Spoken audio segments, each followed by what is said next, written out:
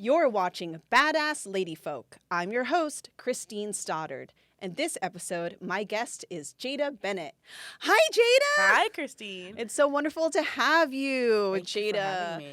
Actress, singer, Brooklyn Cyclones. What is your title there? Technically, it's fan creative services, but I do a lot of entertainment coordinating there. So. Okay. Yeah, it's a good time.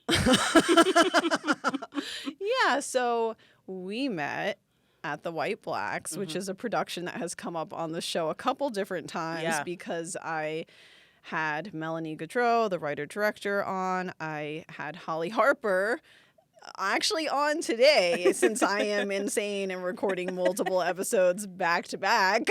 I feel like that's a very Christine thing to do. Like, knowing you, there's just always something going on. So, yeah, that makes a lot of sense. Just manic energy. So when I met you at that production, I was immediately struck by your range because you played a couple different characters. Yeah, I did. Like 3 different. Yes, and you also sang in it, and you sang beautifully. Thank you. And no one else really sang, so it was nice to have some singing in that show. Yeah, I had to sing in the audition for that show, so that was fun. Were you told you'd be singing? No, not initially. No, I knew that was the answer. Melanie. So yeah, I auditioned for that show. Last year. That was last year. And I came in, I knew that the show had already been done before and that I was coming in, and I wasn't sure how many people had done the show before that were coming back. I wasn't sure, I wasn't sure how everything was going to work, but I went in and I knew that I would be playing a couple of characters, but I also didn't know the extent of all of that. So I read for both Raunika. No, Raunika doesn't have lines. I read for Gladys and Patricia. Only one scene for each one. And they were very different from each other. And I was like, okay, all right, let's roll with this. So, yeah, definitely that show tested how much I could do at once. Yeah. Because even though I had smaller or shorter time on stage, I knew that I had a lot to convey in that short amount of time. So I was just making sure that when I was in that character, I was in that character, just living in that person's world and making that world as big as I possibly could so that the words that I was saying still had the story behind them. So, yeah, that was a lot of fun. I would do that show again in a heartbeat. Yeah, no, it was a beautiful show. So then during the audition, they were just like, hey, can you sing? Yeah, so I was reading for Patricia, and there's a scene when you and I are in the scene together. And I'm a mean white girl. Yeah, it was mean fun. Wannabe white girl. It was a great time. You were a passe blanc in the street, and I knew you and knew who you were. And so then when I had to read that in the audition, and it said The Hills Are Alive because I was singing The Sound of Music. And so I just went for it and sang it. And they're like, fantastic. Oh. Great. So you're going to really then sing this. She was like, she kind of said, like, can you sing it? Can you do it? So I sung it and I went for it. And she's like, it really did it for us. So now you're doing this in the show. I was like, sounds good. Great. So how did you get into acting? Ooh. I mean, I always have been doing it since I was little. I was always that kid that was like doing performances for my stuffed animals and for my family, and for I did it all the time. I made my little brother do it. So I've always been around arts. I started as a dancer first. And then when I really got into acting and shows would have been my 5th grade year. I had just moved to a new town and I met some people and they were doing the school musical, and so I decided to do it as well. Aww. And it was so Cinderella. You would have friends? Yeah. Correct. It was Cinderella, and I got the fairy godmother, and ever Oh. since then, I did every school musical, like, from then on till I graduated. And then sophomore year in high school, I was doing Hairspray and decided that I just wanted to do it forever. So here we are. Aw. Yeah. So what kind of dancing did you start doing? I did. So every little girl who did dance as a little kid and started at like 2, 3 years old did the same tap ballet combo class. So I did not, so I don't actually know what this is. So the combo class, and the thing is, I've taught it now too. So it's like a classic class that you take little kids and you put them in this class, and half of the time you're in it's usually like a 45-minute to an hour-long class. And you take half of the class is tap and half of the class is ballet. So you will take your tap shoes and put them on for the beginning of the class, and you do your little tap taps and your rhythms and your shuffles and your ball changes and all that. And then you usually change your shoes, and then they go in with your arabesques and your pliés and all that good stuff. So it's fun because a lot of the time when I hear dancers that like have gone through it since they were little, they took that combo class, and you can always find a combo class on somebody's dance brochure. And I'm like, okay, great. It worked for me. So I started out in ballet and then like baby tap. I got rid of the tap. I did like jazz for a very long time. Also acrobatics. That was my favorite. Yeah. I did acro for a really long time. And I was good at it. I loved acro. How do you get into that? I don't know. And this was at a dance school, like a community dance school? Yeah, so I went to a dance center, and then I switched dance centers and stayed at this one center for almost 10 years, I want to say. And this is there. Childhood going into adolescence? Yeah. Or okay. And I danced with a few different dance teachers, but the one that I took most classes with, her name was Shantae Andrews. You said that and your voice went up, so I'm assuming you like this lady. Yes. She taught me a whole lot about performance in general. And so I owe a lot of that to her. And she was my acrobatics teacher. And so one thing that she did that, like, I think I've also carried on, which can be a great thing a lot of the times, and sometimes it just causes myself stress, but I do it anyway, is when I'm like, you know what? I don't know if this is going to work, and I'm going to make this thing up myself. I'm just going to make this up, and we're going to see if my students can do it. Who knows? But now I really want it in the dance. So I'll never forget. One of my favorite acrobatics pieces that we did was To Bring Me to Life by Evanescence. Love that song. It was fantastic. Wait, how old were your students? No, like it was when I was a kid. Oh, it was with with you. I would still choreograph to that song. Okay. Like next time I get the chance, I'm gonna do it. But yeah, she choreographed an acro piece to Bring Me to Life by Evanescence, and at the end, she's like, "Okay, so here's what's gonna happen." Another girl in my class, she said, "You're gonna go into a back bend. And Jada, you're going to do a chest balance on top of her stomach. You're just going to grab under her back and balance on top of her stomach for that really long note that Amy Lee holds in the song. And that note has never felt so long." But to this day, and that's how the piece ended. And I was like, fantastic. This is what we're going to do. I just roll with the punches, and they were always great numbers. They were fantastic. So I did acro for a long time. Yeah. And then I got into cheerleading because it was dance and acro and all kinds of stuff all rolled into one.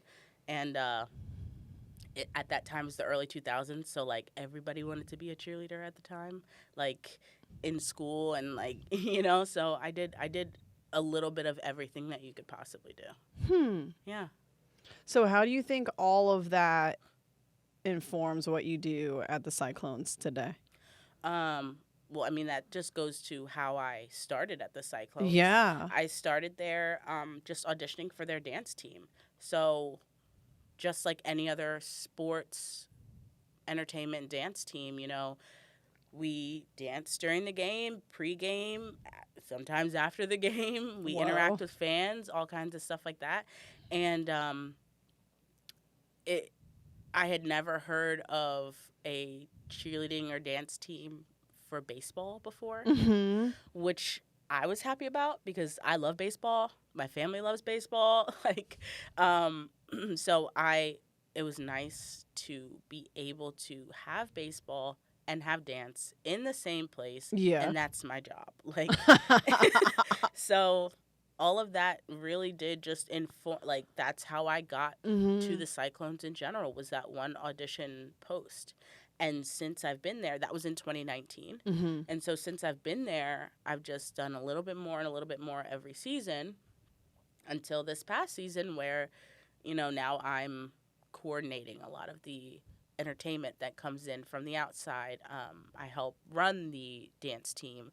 I coach the youth dance teams there with my coworkers and my partners who are there, and they're amazing too. It's just a great atmosphere to be at. And then another thing that I do there is I'm able to help come up with and formulate our theme nights.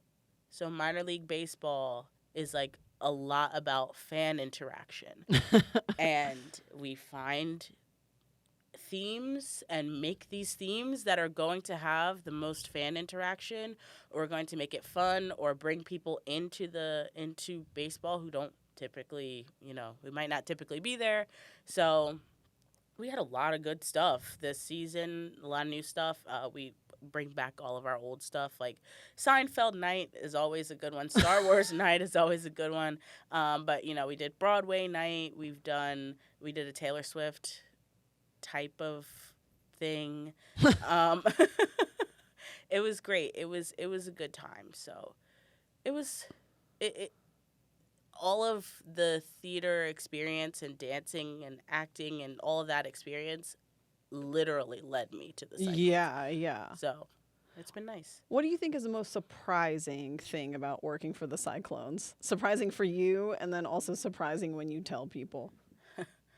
There's a lot of surprises. It's nothing but surprises. That's what I tell people. I think the most surprising thing is that, one of the most surprising things is that there are a lot of women that I work with. It is still a male-dominated field. However, I work with a lot of other women in the office, not just on the dance team. Okay. And not just on the level of the Cyclones too. You know, there are women who work even at the Mets and as well as the other minor league organizations. But there's a lot of women, and it's pretty cool to see. Yeah. Because I think that when you have that full spectrum of all different genders and races and everybody represented, you get a lot more people who want to come and experience it, because we're putting out things that maybe this group of people might want to partake in, maybe this group of people might want to partake in. You know, it's not just about, baseball, it's a man's sport. You can come and there's no crying in baseball. We love it, and it's just cool to see. So that is a surprising thing to me, because you always think about how sports are still a male-dominated arena. For arena. sure. No pun intended. Yeah, I wouldn't imagine there being a ton of women. Yeah, but it's great. There are a lot, and we do a lot. And I get to, I do tours at the Cyclones Stadium, and I get to tell kids about women's contributions to baseball too. What are some of the highlights? Well, one of those things would be the All-American Girls Professional Baseball League. If you've ever seen the movie A League of Their Own. Oh, okay. Yeah. So that happened during World War II. And a lot of women, they came and they played baseball. And, you know, if you think about the women's efforts during World War II, like, we weren't over fighting in the war, but we were here. Right. Like, literally keeping the country standing. And that didn't just include building things and being in the factories. That included entertainment, too, and sports. So we, you know, having that little bit of history is cool. I think it's cool because, you know, I don't know. I just think it's a cool thing. Yeah. Yeah. So that's women in baseball. Yeah. That's a women in baseball thing. I do. Okay, the word surprising made me realize there was something I meant to ask you earlier. So some people will ask, why should small children take a dance class? Because there's this idea that, oh, well, they can barely stand up, like they have no coordination. So from someone who has worked with small children and was a small child who took many dance classes. Was a small child once. Why? There's a lot of reasons. Yeah. I mean, if you just look at the question of, like, what do you see when you look at ballet dancers? You see balance, you see poise, you see strength. Like, kids need to learn all those things as a child. Right. You can't just be 25 one day and say, well, I think it's time for me to balance. Like, you can't. You have to learn how to walk. You have to learn how to stand. You have to learn how to do all kinds of things that we do every day. So it's just basics, learning balance, learning how your body feels, learning control of your body, learning the space around you. These are all things that we need to know as human beings, and it makes it just a little bit easier when your kid is in dance class. Also, expression. A lot of the time, kids are not taught how to express themselves emotionally, physically. Yeah. You're not taught how to express yourself. And then when you get to be an adult, people expect you to express yourself. And it's like, well, it would have been cool if there was something when they were a kid that would have maybe helped them do that. Oh, look, there's a dance class. Like, all of this, you know, all of it it contributes to just being a working human in society. And as silly as it sounds, I feel like we just need more well-running humans in society. So, dance class can help with that. And it's not just, like, tutus and pretty dresses and glitter. Like, no, it's hard. It is hard. You know, you have to really take care of your body. You have to take care of your mind. You have to take care of, you know, everything. And you use your body as an instrument in order to do that. So just taking pride as well is something that dance classes can help with. Yeah. Speaking of things that are hard, but also full of glitter, you have done pageants. Yeah. So tell me about those experiences. Yeah. So I always like to tell people that during COVID, during the lockdown, everybody picked up a hobby. And I picked up the most expensive hobby you possibly could pick up. So that was great for me. But what inspired it? What made you go one day, I'm going to enter a beauty pageant? Yeah, so a lot of things. I had always grown up watching, like, Miss America, Miss USA on TV. I always, and I know that my pageant people are gonna get on me for this, but I also did watch Toddlers and Tiaras as a kid. I loved, like, it was just a wild show to me, and so I just watched it all the time. Oh, do people in the community say, like, it's off limits? No. It's just, like, the point of that being that everything that you see, like, on TV is almost completely different than, like, most of what pageantry is. Okay. Like, you still have the glitz pageants, and you still have, you know, all kinds of stuff. And those things are great because they still do teach kids a lot. It's a lot different than when you're outside looking in. So, I think it was something that I always wanted to do, but I never really had the opportunity to do. And then I found myself with a lot of time on my hands. as we all did. And so I did a lot of research and it took a lot of practice and a lot of people that have been in the pageant industry and all of that to really help me go into the right direction. So I did research. I found a pageant system that I thought would fit me really well. They are absolutely amazing. What are they called? International United Miss. They're fantastic. It is really a family there. They are very much about empowerment and sisterhood and every good thing that you could possibly think of. And if that happens to include a nice dress and some heels and hair and makeup, then it just does. But it's not all about that. It's not, I wouldn't call it a beauty pageant. Okay.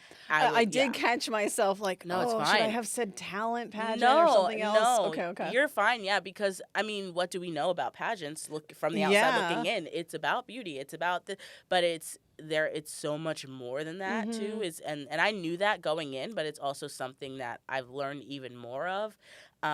I grew up, my mom was in a sorority, and I have friends who went into sororities in college, and I grew up around it, but I never saw myself as a sorority girl, and yet here I am with a bunch of sisters across the country and people that actually care about how you're doing, and people that I'm just talking to my group message my group message now with my sisters that I met through doing pageants, and it's just amazing. And it's crazy that putting yourself out there in such a way to be judged is basically what you're doing, helped me with my confidence and didn't knock it down.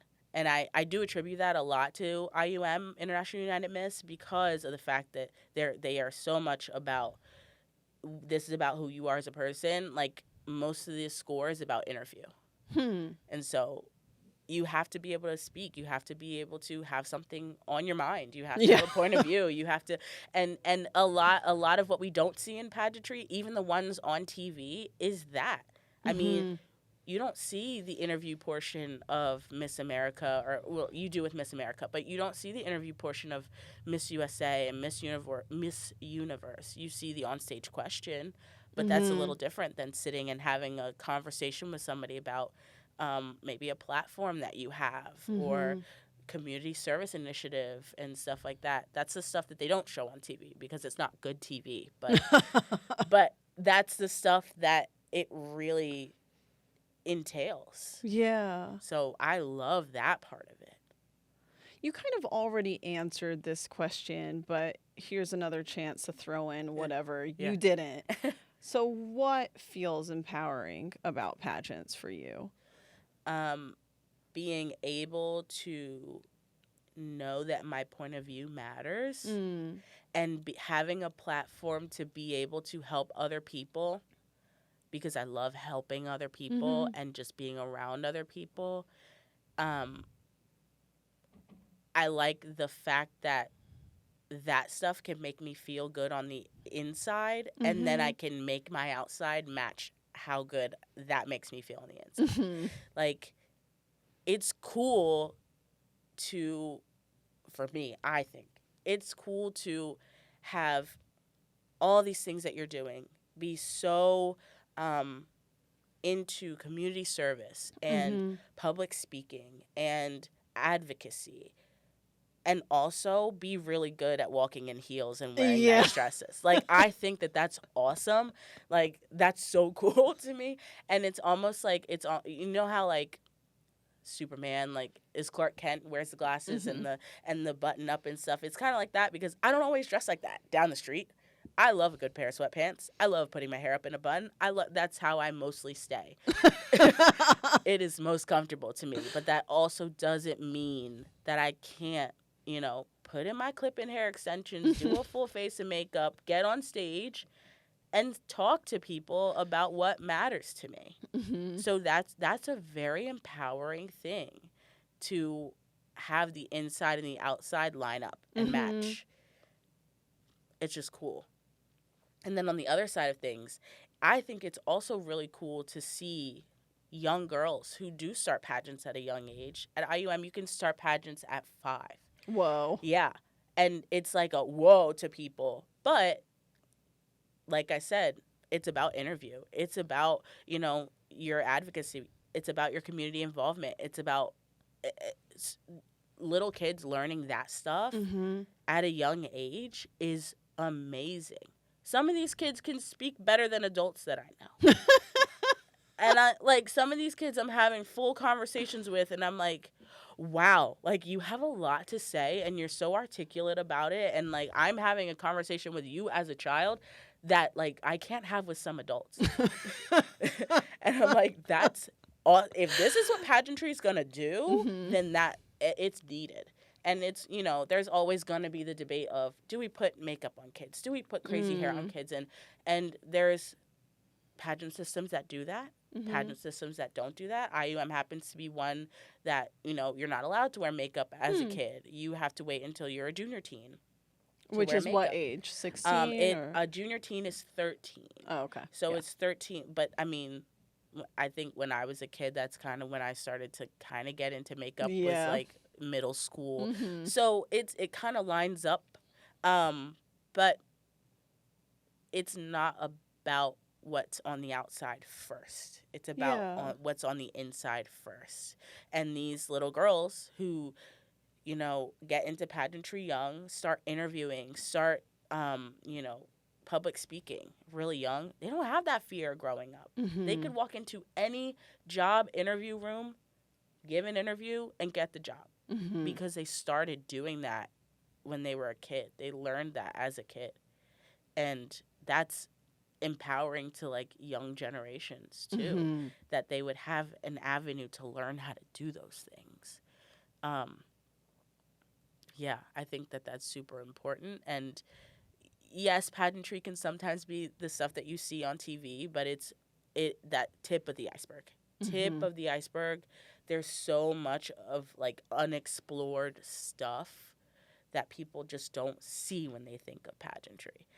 They see the little kids in big hair and big bows and makeup and stuff, but they don't ever take the time to listen to how those kids speak, and they can speak pretty dang well. They blow me out of the water sometimes, so it's cool. And actually, on that note, very well said. We are all out of time. No Thank you very much, Miss Jada Bennett. You have been watching Badass Lady Folk or listening. I'm your host, Christine Stoddard. Tune in next time.